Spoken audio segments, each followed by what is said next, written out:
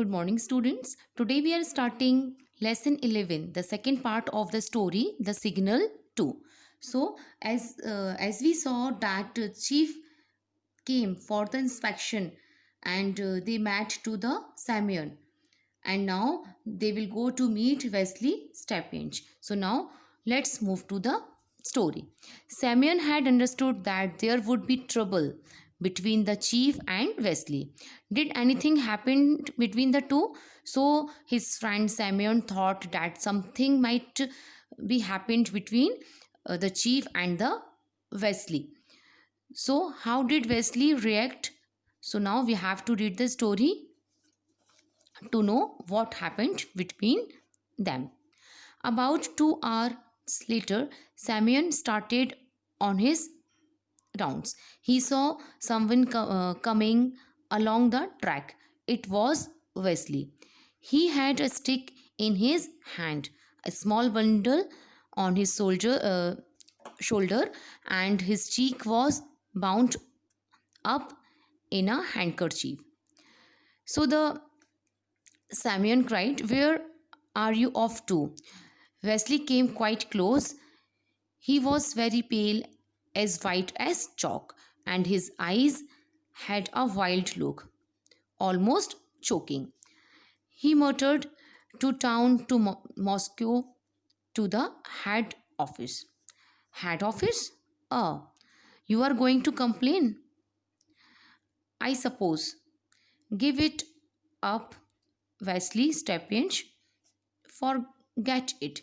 And the Simeon said to the Wesley that forget it. No, I will not forget. It is too late.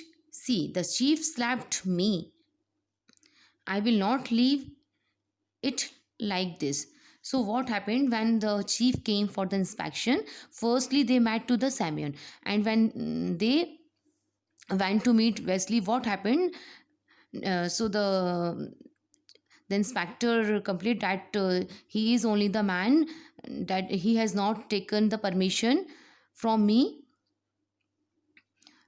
for the cabbage that he planted there. So so the chief slapped him. Whom? To Wesley. That's why he was so angry. No, I will not forget. It is too late.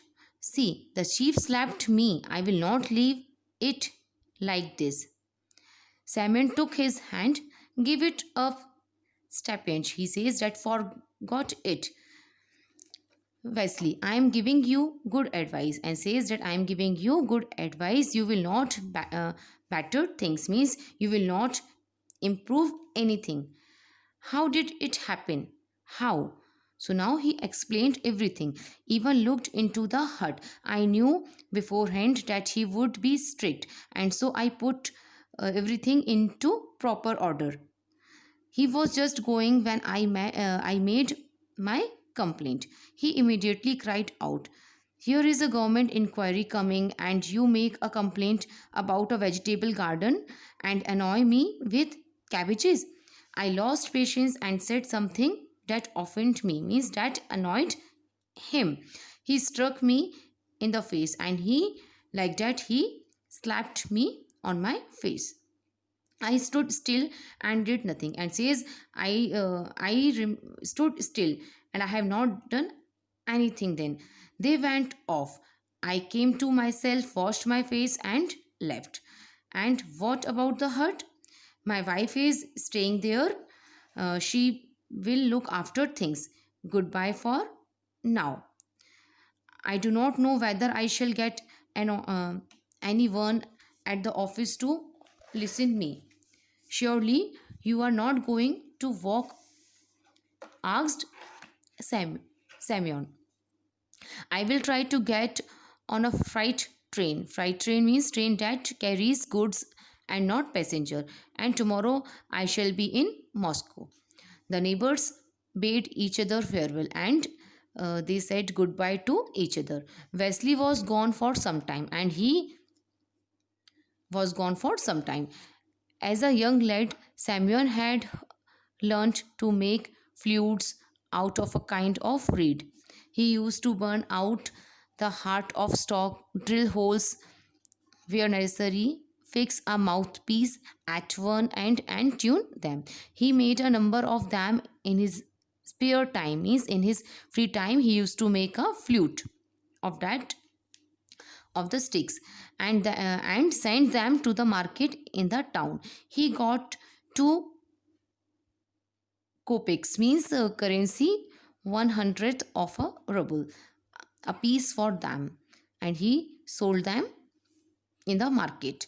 One day he left his wife at home to meet the 6 o'clock train. So one day he left his wife at home and he went to meet the 6 o'clock train. After inspecting the tracks, he started off to the forest to cut some sticks. He went to the end of his section. A little away, there was a big marsh around which splendid reeds for his flutes grew. He cuts a whole bunch of stalks and started back home. The sun was already dropping low, and in the dead stillness, only the twittering of the birds was audible. He As he walked along rapidly, he heard the clank of iron striking iron. What he heard? He heard the clank of iron striking iron. He redoubled his pace. There was no repair going on in his section, and what did it mean? He emerged from the woods. The railway embankment stood high before him. On the top, a man was squatting on the bed of the lines, means on the track of the lines. He saw one man engaged in something, that he is doing something on the track.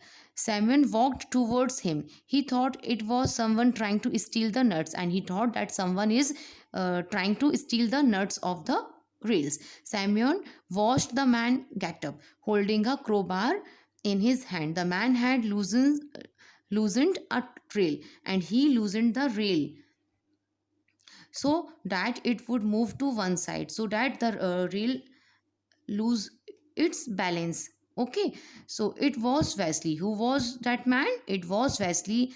So Simeon scrambled up the bank as Wesley slid headlong down the other side. Wesley stepped in. My dear friend, come back. Give me the crowbar. He says, we will put the rail back, and says that we will put the rail back. No one will know. Come back. Save your soul from sin, means save your soul from sin, means sin means, what is sin? Sin means in Hindi we say pap. Okay, so Wesley did not look back but disappeared into the woods. Simeon stood before the rail which had been torn up. He threw down his bundles of sticks. A passenger train was due and he had nothing with him to stop it. And the passenger train was about to come and he had nothing with which to stop it. Means he had nothing with him, means he has no flag or the also the tools so that he could repair the track. He could not replace the rail and could not drive in the spikes with his bare hands because he has nothing in his hands. It was absolutely necessary to run to the hut for some tools. So he ran. God help me, he murmured. He asked to God to help him. So Simeon started running towards his hut to bring such tools. He was out of breath, but still ran, falling every now and then. He fall down, but he continuously ran. He had cleared the forest and was only a few hundred feet from his hut when he heard the distant hooter of the factory. 6 o'clock. In 2 minutes' time, number 7 train was due. Means number 7 train was about to come. Oh Lord, have pity on the innocent souls. In his mind, Simeon saw the engine strike against the loosened rail, and he saw that the engine strike against the loosened train, because means that track was loosened. Who has done it? Wesley. uh, so he saw that the rail shiver, tear up and splintered the sleepers, means break the concrete blocks apart. The engine would topple down the 70 feet high embankment, and the third class carriages would be packed little children, all sitting in the train now, never dreaming of danger. Oh Lord, tell me what to do. No, it is impossible to run to the hut. And he says that it is impossible to run to the hut and get back in time. Simeon did not run onto the hut but turned back and ran faster than before. So now he did not run onto the hut but turned back and ran faster than before. He did not know himself what was to happen. He ran as far as where his sticks were lying in a heap. He bent down, seized one, and ran on further. He heard the distant whistle and the quiet tremor of the rails, but he got exhausted and could run no farther. He halted. Then an idea came into his head, pulling off his cap. So he pulled off his cap. He took out of it a cotton scarf, and he took out a cotton scarf and drew his knife out. And he took his knife out of the upper part of his boots.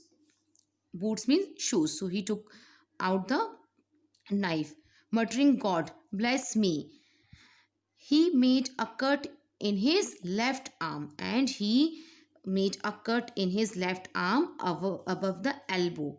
Okay, he soaked his scarf in the blood, and he soaked his scarf in the blood, tied it to the stick, and stood waving his blood stained flag. And he stuck that scarf to the stick and started waving his blood stained flag.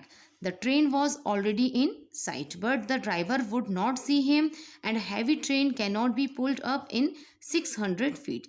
Simeon pressed the sides of the wound together as to close it. Evidently, he had cut his arm quite deep, and he thought that the driver wouldn't see him. So he cut his arm quite deep. He could not see the train or hear the noise. Only one thought possessed him: I shall not be able to keep standing up. And because he got hurt, he injured himself, so he is not in the position to stand up. I shall fall and drop the flag. The train will pass over me. And he thought that now the train will pass over me. Help me, God. Oh Lord, help me. His head began to swim.